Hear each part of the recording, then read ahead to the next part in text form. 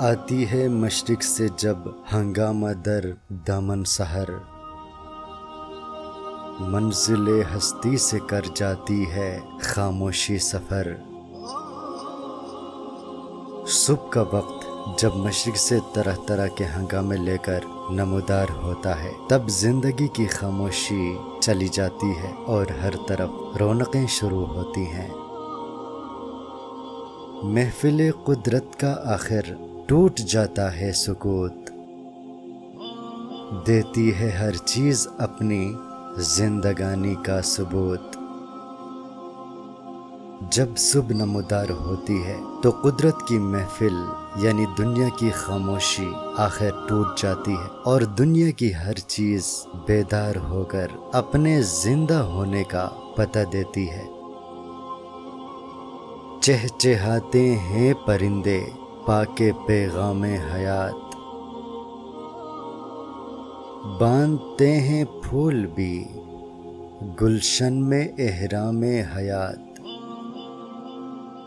صبح کی آمد کے ساتھ ہی پرندے چہچہاتے ہوئے صبح کا پیغام دیتے ہیں اور گلشن میں پھول بھی زندگی کا جامہ پہنتے ہیں، یعنی پھولوں میں بھی تازگی اور زندگی نظر آتی ہے۔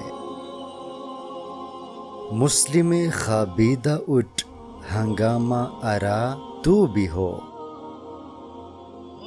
وہ چمک اٹھا افق گرم تقاضا تو بھی ہو۔ اے خواب غفلت میں سونے والے مسلمان، کائنات کی دیگر چیزوں کی طرح تو بھی اٹھ جا اور اپنے زندہ ہونے کا ثبوت دے۔ صبح کی آمد کے ساتھ آسمان کا کنارہ چمک اٹھا ہے، اس لیے تو بھی اپنی جدوجہد کا آغاز کر۔ وسعت عالم میں رہ پیما ہو مثل آفتاب، دامن گردوں سے نہ پیدا ہوں یہ داغ سحاب۔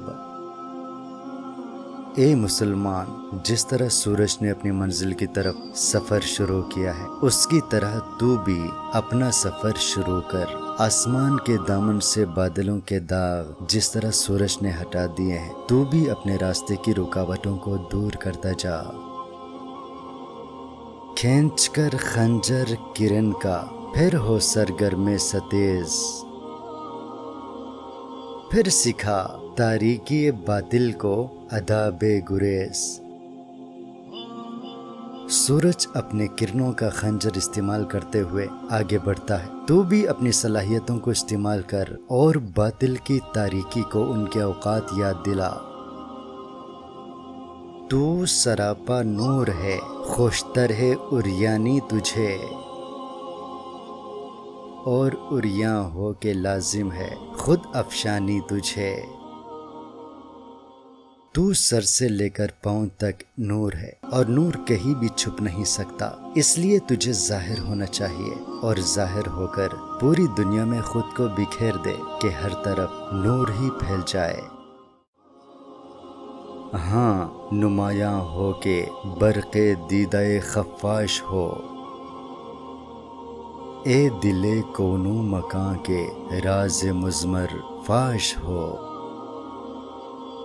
اے مسلمان، نمایاں ہو کر اپنی بجلی کے ذریعے ان آنکھوں کو بینائی دے جو چمگادڑ کی آنکھوں کی طرح بینائی سے محروم ہو چکی ہیں۔ کائنات کے دل کے راز اب وقت آ گیا ہے کہ تو افشاں ہو جا۔